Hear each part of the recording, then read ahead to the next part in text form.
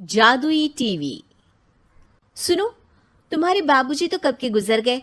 अब उनका जो सामान है वो पड़े पड़े कबाड़ा हो रहा है। बेच ही दो, कुछ पैसे आ जाएंगी। बात तो सही है। अगले संडे फुर्सत में यही करेंगे। अगले संडे रोहित सारा सामान कबाड़ी को घर बुला के दे देता है। तभी उसकी नजर बाबूजी की पुरानी टीवी पर जाती है, जो इतने सालों तक कूड़े में पड़ी थी, फिर भी चमचमा रही थी। टीवी तो देखो, जैसे एकदम नई हो। हाँ, बाबूजी को टीवी देखना बहुत पसंद था। उनका सपना था कि वो टीवी पे आए। एक बार मौका भी था जब वो अपने गांव के गाने सुनाने किसी चैनल पर जाने वाले थे, पर मैं और मेरा भाई लड़ पड़े और बाबूजी को घर पर ही रुकना पड़ा। चला के देखें क्या? हाँ हाँ, क्यों नहीं, देख लेते हैं। पर शायद ही चले। बाबूजी ने उस लड़ाई के दिन के बाद टीवी देखना ही छोड़ दिया था। टीवी चालू करने के लिए उसमें केबल वायर लगा दिया जाता है। एक न्यूज चैनल चालू हो जाती है। स्वर्ग की सीढ़ी के रास्ते हैं तीन, तीनों के तीन रास्ते हैं संगीन। पहला रास्ता है सांप की बीन, दूसरा रास्ता घर में बिछा कालीन, तीसरा रास्ता कलकत्ता से चीन। ये क्या बकवास खबर है, कुछ अच्छा लगा दो। अरे आप बोलो तो सही, कोई अच्छी खबर सुना देता हूं। मेरा तो काम ही खबर देना है। अरे बाप रे, टीवी बात कर रही है। हाँ, ये न्यूज वाला मुझसे। हाँ हाँ, आपसे ही तो बात करूंगा ना, आपके घर में हूं तो। अरे, ये सपना है क्या? तुम हमसे बात नहीं कर सकते?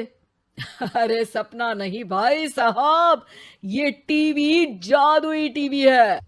बोलो, क्या खबर सुननी है, वरना ब्रेक लेने का टाइम आ जाएगा।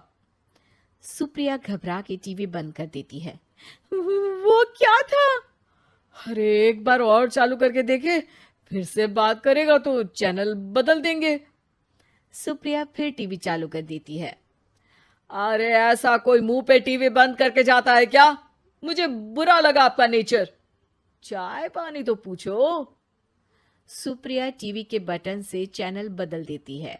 अब टीवी पर एक फिल्म चल रही है। अरे ये तो सूर्यवंशम है ना? हाँ, और ये ठाकुर को जहर की खीर दे दी और उसको पता भी नहीं है। ए भाई, खीर मत पीना, उसमें जहर है, मत पीना। ठीक है महाशय, जैसा आप कहें। हाँ। अरे, आपकी बात मान ली, पूरी पिक्चर ही अब तो बदल जाएगी। मतलब ये सच में जादुई टीवी है? तभी वहां कबाड़ी आ जाता है। भैया, टीवी के 150 रुपए दूंगा, चलेगा? अरे 1.5 करोड़ में भी ना दे तुमको ये टीवी हम। अरे 1.5 करोड़ खरीदने को होते तो तुम्हारे घर में ये पानी चाय नहीं पीता, अंबानी या टाटा के घर बैठा कोल्ड कॉफी पीता। रोहित कबाड़ी का हिसाब करके उसे वहां से चलता करता है और अपने भाई शशिकांत को फोन लगा के बुलाता है। शशि थोड़ी ही देर में वहां पहुंच जाता है। क्या हो गया भैया? अरे बाबूजी का टीवी याद है? हाँ हाँ, जिसमें घुसे रहते थे हमेशा वो, और अपने को कुछ नहीं देखने देते थे। अरे वो अब जादुई टीवी बन गया है। भैया, आपकी बकवास करने की आदत अब तक नहीं गई। अरे आपके घर में बच्चे हैं, अब तो बड़ों जैसी बात करो। रोहित जाके टीवी चालू कर देता है। टीवी पर एक जादू का शो हो रहा है जिसमें एक जादूगर है। अब मैं अपनी टोपी में से कबूतर निकालूंगा। श्रिंग ब्रिंग शरिंग बम फोपा फुफी फुफा पाउ। टीवी से कबूतर निकलता है और शशिकांत के सर पर आकर बैठ जाता है। भैया, ये क्या हो रहा है? भैया इसे उड़ाओ। ए कबूतर, जा जा, कबूतर चल निकल। अब मैं टोपी में से सांप सुनते ही शशिकांत कांप जाता है और भाग के टीवी बंद कर देता है। भैया, सॉरी भैया, मैं समझ गया ये सच में जादुई टीवी है, पर एक बार और ट्राई करते हैं। पर भाभी, कोई दूसरा चैनल लगाओ। हाँ, जिसमें डर ना लगे। सुप्रिया टीवी चला देती है और न्यूज लगा देती है। अरे कितने दिनों बाद मुझे याद आया, बताइए क्या खबर सुनाओ। और ये नया आदमी कौन है? ये मेरा भाई है शशिकांत। ओह यस, वही है ना जिससे तुम लड़ लिए थे किसी बात पे, और तुम्हारे बुढ़ाओ पिताजी गुस्सा हो गए थे और टीवी को संन्यास दे दिया था। हैं? तुमको कैसे पता ये सब? इस टीवी में रहने वाले आदमी से लेकर कबूतर तक को तुम्हारे बाबूजी और तुम्हारी बातें पता है, इसलिए तो ये जादुई टीवी है। ये टीवी क्या कर सकती है वैसे?